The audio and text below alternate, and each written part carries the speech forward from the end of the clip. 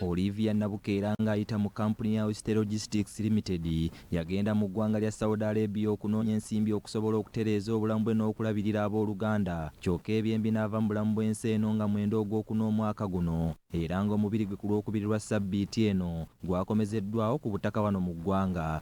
Kati emikolo gy'okuziika Olivia Nabukeera gitandise n'ekitambiro kya mmisa egikulembeddwamu Reverend Father Paul Sekyanja, ng'ono yatwala abavubuka ku kigo ky'Ekindu era ne yeebaza abo bonna abayambyeko okulaba ng'omulambo gw'omwana ono gukomezebwawo ku butaka. Bw'atyo n'atabukira abeegumbulidde omuze ogw'okutunda ebiggya, ky'agamba nti kiremesezza abooluganda okubeera okumpi n'abantu baabwe.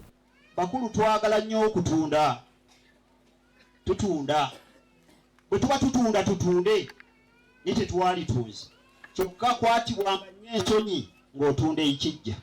Kubanga ekijja kya muwendo. Munnaffe aba agenze ne kimututera okumpi. John Baptist Mulindwa nga mwannyina w'omugenzi Nabukeera alambuludde ku kirwadde ekyasse omuntu waabwe. Ntuusa obubaka gye muli nti mwannyinaze waffe ebitundu bye eby'omunda tebaabimuggyaamu, wabula obulwadde baasanga nga bwali mu mawuggwe. Era omusawo yaŋŋamba nti yali TB eyavunza amawuggwe ago ne gakola amasira nga bwe bulwadde bwaviirako mwannyinaze wange okufa.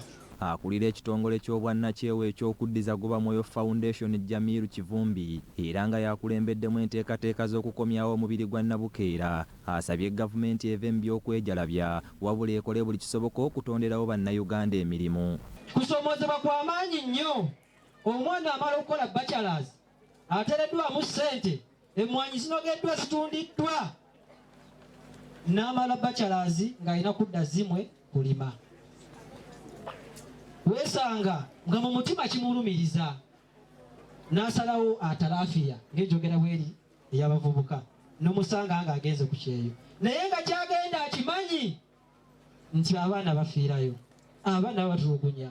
Ssentebe w'eggombolola y'Ekyannamukaaka Cyrus Kalema asabye gavumenti eteekewo enkola enaalondoola kampuni ezitwala abantu ebweru era bw'atyo n'ayambalira abavubuka abasiiwuuka empisa ne badda mu kutyoboola abakulembeze ku mitendera egy'enjawulo. Tewali Reverend Father ajja mufe okusaba ne baba muto nnyo nga ffe tumusinga obukulu ne tutamuwa kitiibwa.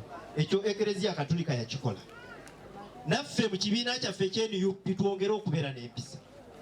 Tuleme kubeera abavubuka abavuma abantu abakulu. N'abakungubazi abalala bennyamidde olw'ebbula ly'emirimu erifumbekedde mu ggwanga, kyokka ne balaga obwennyamivu olw'abo abagenda emitala w'amayanja okuggyibwako omusolo omuyitirivu.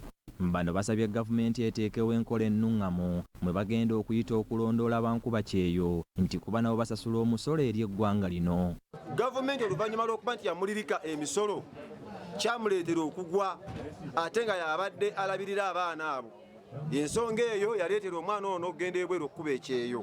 Nga n'okumuzza ebadde ensiitaano yennyini okulabika ng'addizibwa agalamizibwe ku bijja bya bajjajjaabe kitunakuwazza nnyo mu mitima gyaffe.